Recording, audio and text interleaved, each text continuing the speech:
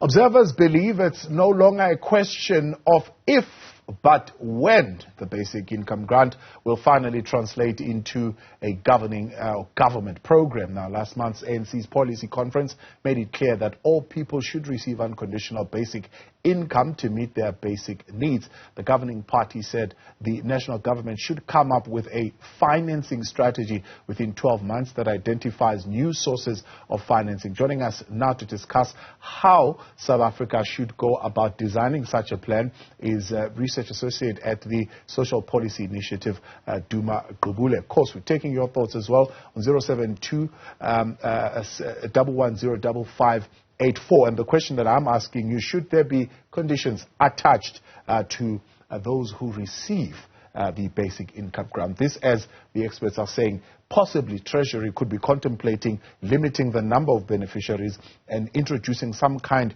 of conditions for people to receive the grants. Looking forward to your thoughts. But let's welcome Duma Gqubule now. Good evening, sir. Thank you very much for your time and for joining us tonight up here on In Focus. The first very striking thing that pops out for me is the fact that you in your report, you're saying here that the basic income grant will be sustainable within the context of a new macroeconomic policy framework that has a GDP target of 6% that is binding on National Treasury and the Reserve Bank. Are you saying without that particular target being binding and being attainable, then this whole plan is unworkable? Yes, you know, Tawa, nothing is affordable within the context of the current macroeconomic policy framework, because our economy, if you look at GDP per capita over the last 15 years, it hasn't grown.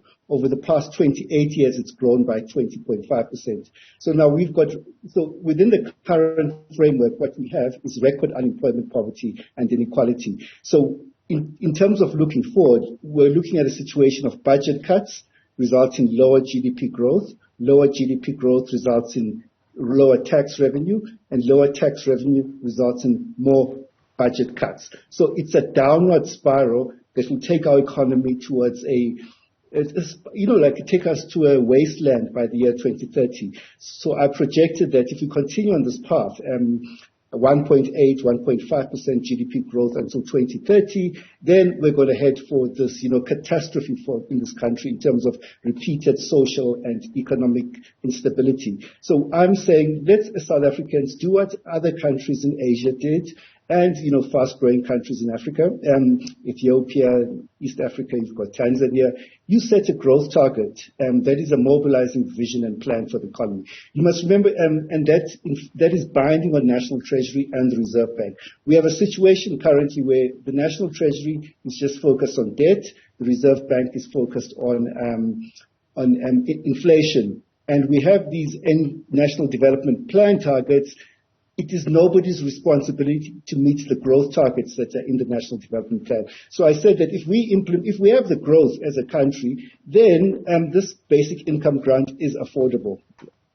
Now, you of course are saying the naysayers might as well accept that it's a done deal because, of course, coming out of the national policy of the ANC, there is, of course, that kind of conversation, and they're making those right kind of sounds. But what will happen, right, if we take the option that you're going with here of a basic income grant at the level of about 624, which is the food poverty line, in an environment where there's a growth rate of 1.8%? Tabo, I've lost you. I wonder if you can hear me. Can you hear me now? Yeah, I can hear you. Yeah. I'm saying what will happen? I mean, if, for example, Treasury, like they did with the fee-free higher education, just bogged down, put their head on the ground and say, we are going ahead, pushing ahead with one of the options that you're suggesting, the 624 a month, sitting at the food poverty line, but with a GDP growth of 1.8%. Okay, so we just released a report where I modeled the impact of this. So I escalated the 624 poverty line for 2021. So let's say it's implemented next year. So it's 655 next year. I think it's 982 the following year, and it's 1,546 the last year. It's a 3-year implementation plan. And then I said we can do this thing for adults aged 18 to 59. Then I just looked at the impact of that economically, and I decided that it wasn't a large enough stimulus. Let's also extend it to children who get a child support grant of 480 rands a month. And then I said, what would happen if we also gave it to children? So the mother who, on behalf of the child, get 480, will get 655 the first year, 982, and then 1,500 the fourth year. It would cost 547.8 billion rands.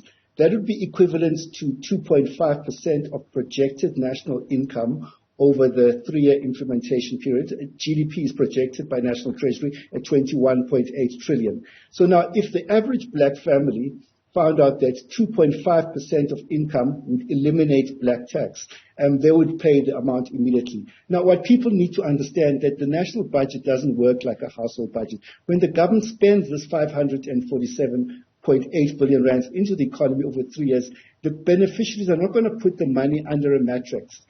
It's going to have a stimulus effect in local communities in Soweto, in El Dorado Park, in Cape Flats, and so forth throughout the country. So it will have a multiplier effect on the economy. It will increase GDP growth, according to our estimates, of between 4.3 and 5.6% a year during the 3-year implementation period. It should create 1.5 to 2.1 million additional jobs than would have been created under the current situation, because there's a relationship between GDP growth and employment, which is called an employment multiplier. So we modeled that and we said that that is what it would happen. Now, what would it do to national debt? It would increase national debt by between 2.4 and 3.1 percentage points. And we conclude that our national debt is not high by international standards. I don't know where people get this idea that a 70% debt to GDP ratio is high by international standards.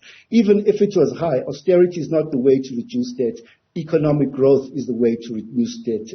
So we said it would increase by 2.4 and 3.1, and it's a worth price to play for an initiative that would eliminate income poverty in 3 years. Now, after 3 years, the stimulus effect fades away. So we're saying that, so this basic income grant would provide a first stimulus for the economy over 3 years. It would also provide a first dignity floor below which no South African would fall. And then to make it sustainable and lock the GDP growth rate of almost 6%, the government would have to put in place during the 3-year implementation period the second stimulus package for the economy, which would be public employment schemes, industrial policies, and infrastructure spending. So you must remember, Thabo, that public employment schemes, infrastructure spending, industrial policies take time to implement. The basic income grant is the quickest way to take us to 6%. And once we've got there, what I'm saying now is that industrial policies, we are modeling the impact of industrial policies, the next paper on employment. We can achieve full employment by 2035 if we have aggressive industrial policies. But then the second one is the government must increase infrastructure spending significantly. There's a lot of talk about infrastructure spending, but I don't see it in the budget, and in the income statements of the state-owned companies. The government is just talk about infrastructure. It's not happening from the government side. And then the third thing is that the government has got a lot of public employment schemes, the expanded public works program, the presidential employment stimulus, and then you also have things like the community works program. You've got the National Youth Development Agency, and we are saying that we must amalgamate all these, we must create a quasi-public institution that amalgamates all these public employment schemes under one, and it must develop the capacity over 5 years to create 5 million full-time jobs, 5 million full-time jobs over the next 5 years. So obviously the budget for the public employment programs must increase. You must remember that the presidential employment stimulus created, I think, about 800,000 jobs in a very short time. So we can expand the existing public employment schemes. The expanded public works program creates about 400,000 full-time equivalent jobs a year. Now, the policy of the ANC says all people should receive unconditional basic income grant to meet the basic needs index of the food poverty line. However, you seem to be concerned that Treasury is actually contemplating putting some conditionality to it. Would conditionality be a good thing, especially in the implementation phase, I suppose, the first 3 years? Well, the government, okay, first of all, we must talk about the existing, the current iteration of the social relief of distress grant. And the government put in new conditions, onerous conditions around the verification of incomes, which I won't go into the details, but the long and short of it, these systems, the program was working. 10 million people were getting this grant every month. Despite the government's lack of capacity. And then they introduced these conditions. Suddenly, people didn't get their money in May, people didn't get their money in June. And then we've seen in the last few months, 11.8 million people have applied, but because of these onerous conditions, they've only paid about 4 million people in the latest month. So the whole thing has been a complete disaster. It provides a perfect case study as to how the unintended consequences of these conditions. So we are saying that all these conditions are just going to mess up a simple program. That's the problem with means tests. They just mess up a simple program and they create more opportunities for corruptions and complex IT systems that we can't set up. So I say let's just have a simple system whereby it's given to people aged between to the people who currently get it from the child support grant, and the child support grant works very well, and that it must also be provided to adults aged 18 to 59. Yes. Now, speaking but the government is talking, the finance minister, I heard him talk about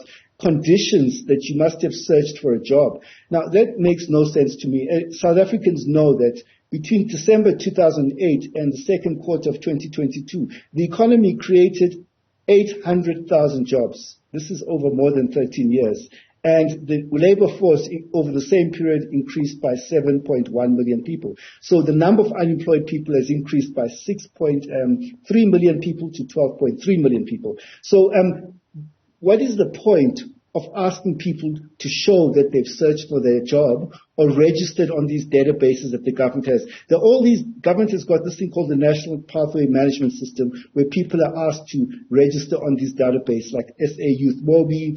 There's also job centers. I've been to many of these job centers in Soweto, in Tembisa. I went to one in Alexandra as well, and in El Dorado Park as well. And people go and they register in these job centers, but there are no jobs. There are more than 6 million profiles in my assessment of all these databases that you see in the government, but there are no jobs. So what would be the point of asking? This is what happens in rich countries where you have, you link social security to active labor market policies. Yeah. But the assumption there is that there's inefficiency in the labor market, the matching of demand and supply. But in South Africa, we don't have that inefficiency in the labor market. We have a situation of no demand in the economy. And the only party that has got the macroeconomic policy tool to stimulate the economy and put demand into the economy is the government. Let's take a break and take your thoughts. 072-110-5584. Government is to implement the basic income grant. Should it attach conditions to it and limit the number of those who benefit? What are your thoughts on that WhatsApp line? 072-110-5584.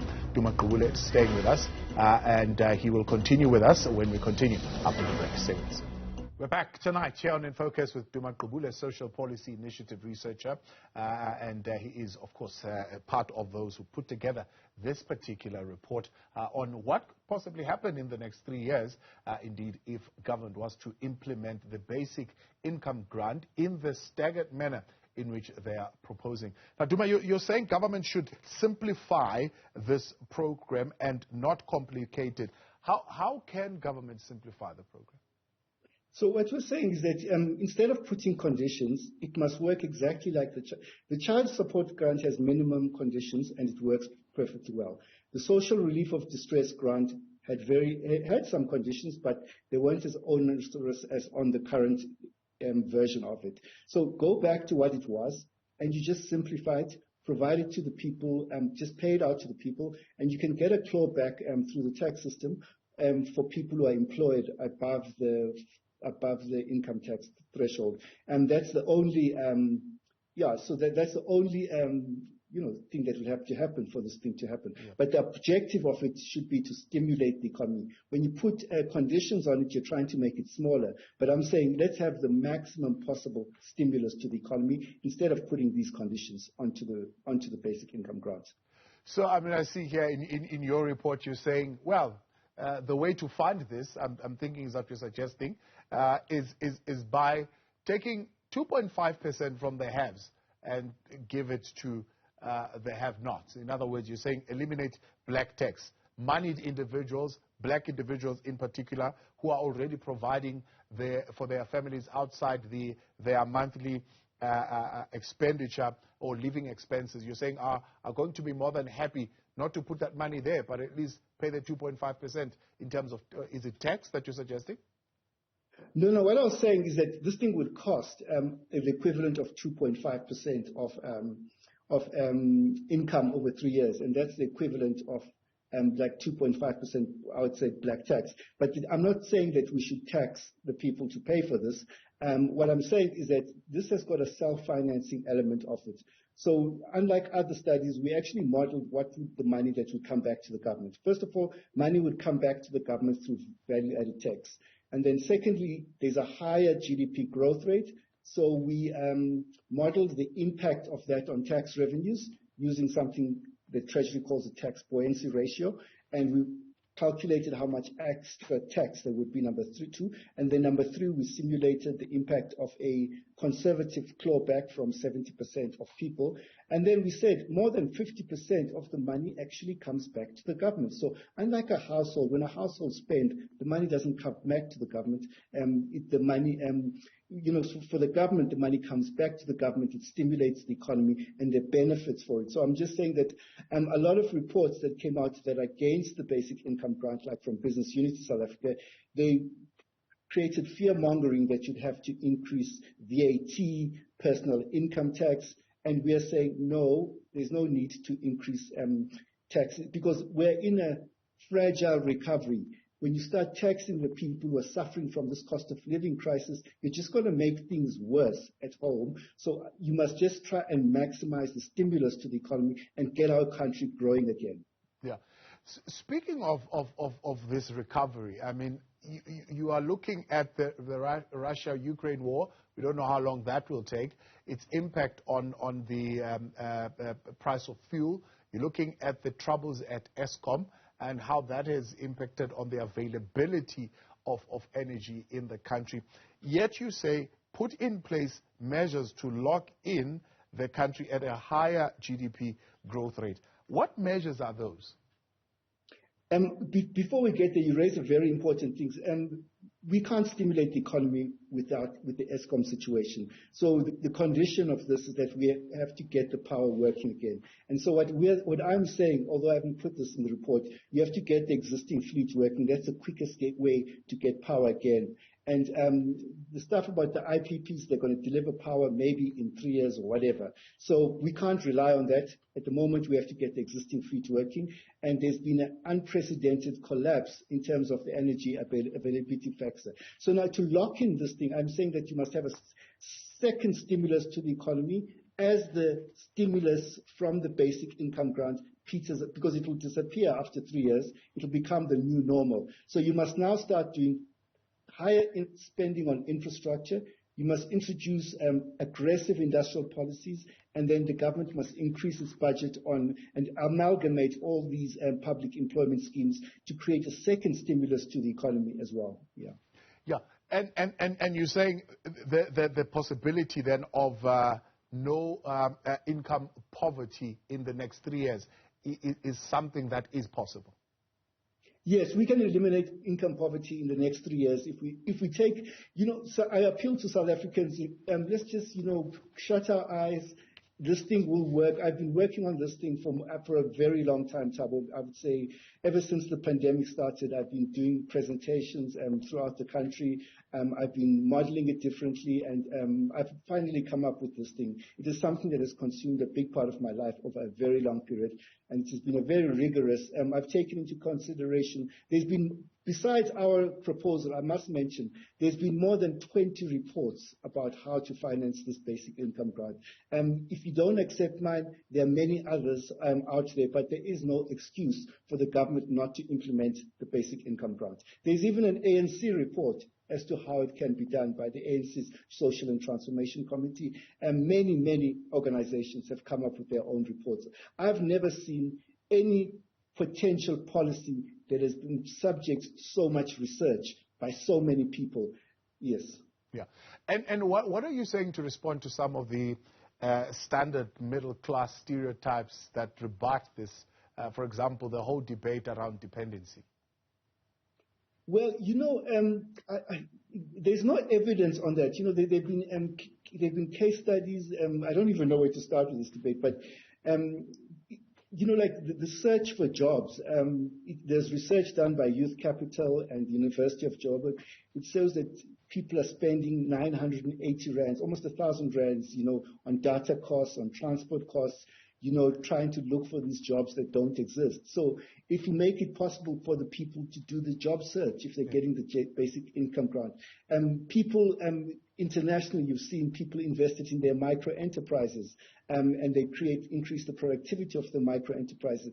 There's so many case studies throughout the world that have shown, the ones that we saw in Kenya and Ethiopia, there were massive local multiplier effects because people use this basic income grants to pay for education for children. They used it to buy agricultural inputs to support their agricultural, micro agricultural enterprises, and also in their informal businesses. So, there's no evidence, if you go into it in details, and the basic income grant will be the lever that will get people to participate in the economy. It will reduce, we've got unprecedented, all these transport costs in South Africa, our spatial development.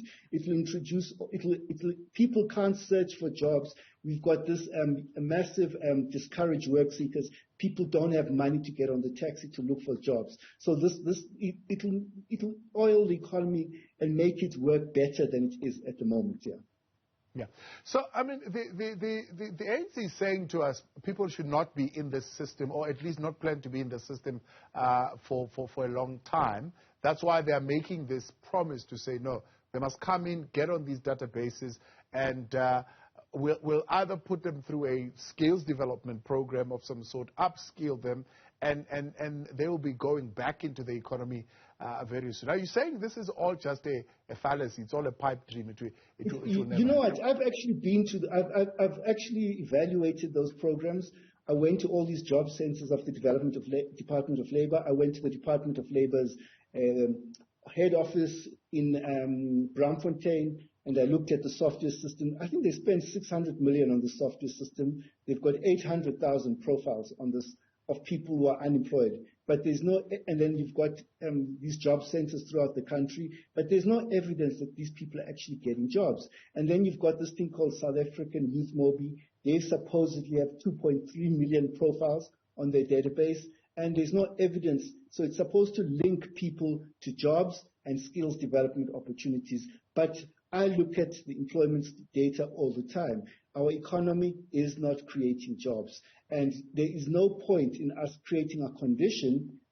Yes, people must get out of the social security system and get jobs, but I'm just saying there are no jobs, and we're creating a plan for the economy to start creating jobs and start growing again. But the current policy of the ANC, of the government and the ANC government, is not going to create jobs. Thabo, I've looked at this so-called recovery plan, and if you add everything in that recovery plan to the smallest detail, every economist in the country has done the same exercise that I've done, and the numbers we get to is GDP growth of about 1.5% every year until 2026.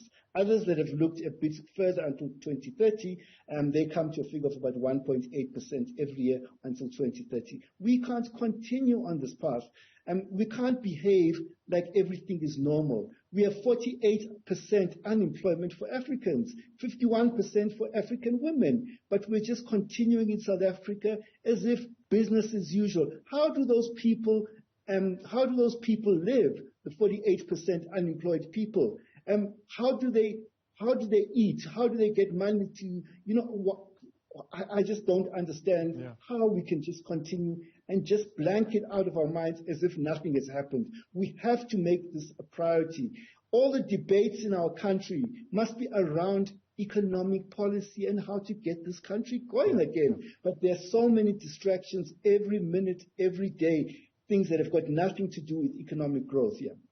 Ruben in Pretoria would like you to take a little bit on that debate. Here's what Ruben is saying on 072-110-5584. Duma, you're making a persuasive argument, but I think the problem is that we need an education system as a backpack to fight poverty and economic growth. Yes, I agree with Ruben.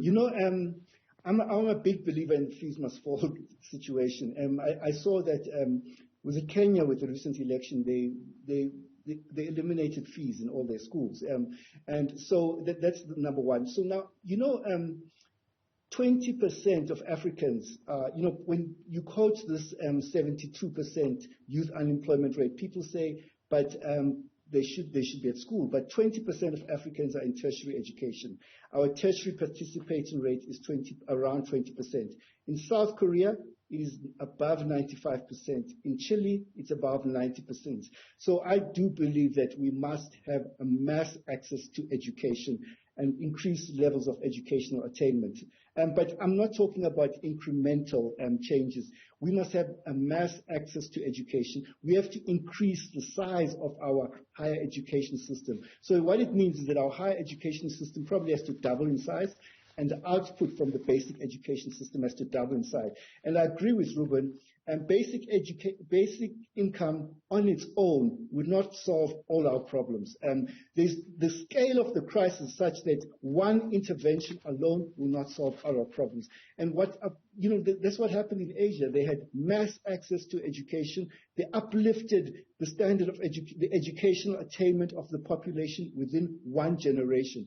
But in South Africa currently, so I do agree that we have to make a massive push towards education. That is the scale of what we need to do for education, because I believe that we must equalize this education system. We've got the private education system and then the public education system. So you've got a minority of people who get access to good education. We can't continue like it's normal. And so we should invest resources to bring the public schools to the state of the private schools. We don't cut corners when it comes to our children. So I don't think the government should cut corners when it comes to educating our children. And I just have to mention, there's this thing of saying education and health are social spending. No, these are economic spending. It's an investment in the productivity in our nation, because an educated nation has got a higher productivity. It can produce more.